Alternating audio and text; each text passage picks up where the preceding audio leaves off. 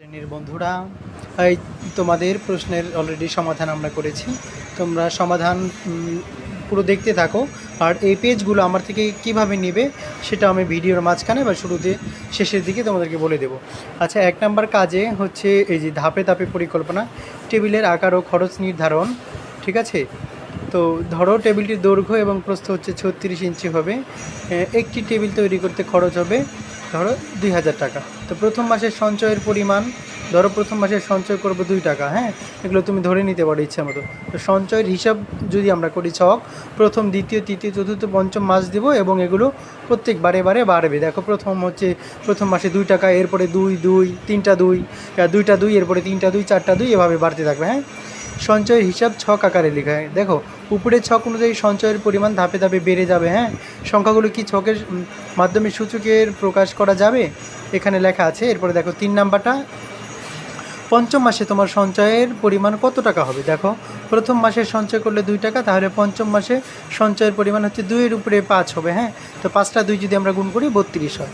তো 4 নাম্বার দেখো, তোমার পরিকল্পনা অনুযায়ী টেবিলটি তৈরি করতে কত মাস সঞ্চয় করার প্রয়োজন, কত মাস সঞ্চয় করতে হবে। হ্যাঁ, তাহলে দেখো টেবিলের খরচ হচ্ছে ধরছি 2000 টাকা। তো প্রথম মাসে 2 টাকা সঞ্চয় করলে ধারাবাহিকভাবে তাহলে কত হবে। দেখো প্রথম মাসে 2 টাকা, দ্বিতীয় মাসে 4 টাকা, এভাবে করতে করতে একাদশ অর্থাৎ 11 নম্বর মাসে হচ্ছে 2048 টাকা হয়ে যাবে। হ্যাঁ, তো এভাবে একাদশ মাসে সঞ্চয়ের মোট পরিমাণ হবে 2048 টাকা, যার টেবিল তৈরির খরচ 2000 টাকার বেশি। তাহলে টেবিলটি তৈরি করতে 11 মাস সঞ্চয় করতে হবে। হ্যাঁ, আবার দেখো 10 মাস করলে কিন্তু কম হচ্ছে, 11 মাস করলে বেশি হয়ে যাচ্ছে। তো যাই হোক, বেশি হয় তো ভালো, কম হচ্ছে। ওকে, দেখো এরপরে হচ্ছে সাশ্রয়ী হই সঞ্চয় করি। ধরা যাক টেবিলটির দৈর্ঘ্য এল এবং প্রস্থ হচ্ছে ডব্লু, অর্থাৎ তাহলে এল সমান ডব্লু সমান হচ্ছে 36 ইঞ্চি। টেবিলটির হচ্ছে একটি পৃষ্ঠের ক্ষেত্রফল এল ইন্টু ডব্লু, অর্থাৎ 36 ইন্টু 36 যদি গুণ করি তাহলে 1296 হয়। কাজ 2, পরিমাপের দক্ষতা বাড়ায়। ধরা যাক ঘনকটির একটি বাহুর দৈর্ঘ্য এ সমান হচ্ছে 5 সেন্টিমিটার আমরা ধরলাম। তৈরিকৃত মডেলটির একটি পৃষ্ঠের ক্ষেত্রফল আমরা এ ইন্টু এ ধরলাম। হ্যাঁ, 5 ইন্টু 5, তাহলে কত হচ্ছে 25 বর্গ সেন্টিমিটার। আচ্ছা, টেবিলটির একটি পৃষ্ঠের ক্ষেত্রফল ও তৈরিকৃত মডেলটির একটি পৃষ্ঠের ক্ষেত্রফলের অনুপাত। দেখো উপরে হচ্ছে টেবিলের ক্ষেত্রফল, নিচে হচ্ছে পৃষ্ঠের ক্ষেত্রফল। এটা দিয়ে অর্থাৎ 1296কে আমরা 25 দিয়ে ভাগ করলে 51.84 আসবে। হ্যাঁ, টেবিলটির একটি পৃষ্ঠের ক্ষেত্রফল তৈরিকৃত মডেলটির একটি পৃষ্ঠের ক্ষেত্রফলের অনুপাত 51.84 অনুপাত 1। ঠিক আছে, তো 5 নাম্বারটা দেখো, এখানে আমি শুধু সমাধানগুলো বলে দিচ্ছি। তো টেবিলটি সম্পূর্ণ পৃষ্ঠের ক্ষেত্রফল কত হবে, 6-এর সাথে 1296 যদি আমরা গুণ করি যেটা আসবে এটাই। হ্যাঁ, তৈরিকৃত মডেলটির সমগ্র পৃষ্ঠতলের ক্ষেত্রফল, ঘনকটির আমরা জানি কি একটা ঘনকের কি 6টি পৃষ্ঠ থাকে। হ্যাঁ, তো এই জন্য 25কে আমরা 6 দিয়ে গুণ করবো, 150।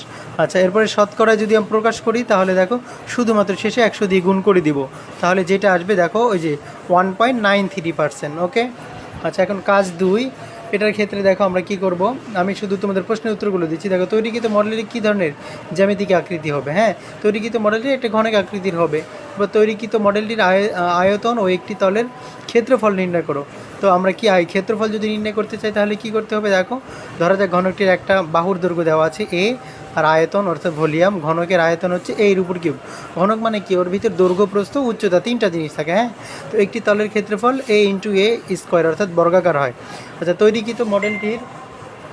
তৈরিকৃত মডেলটির সম্পূর্ণ তলের ক্ষেত্রফল নির্ণয় করা সম্ভব কি না, উত্তরের সপক্ষে যুক্তি দাও। আচ্ছা দেখো, তাহলে আমরা 6টি তলের ক্ষেত্রফল 6-এর সাথে এ স্কোয়ার এটাকে গুণ করব, অর্থাৎ 6a স্কোয়ার হবে।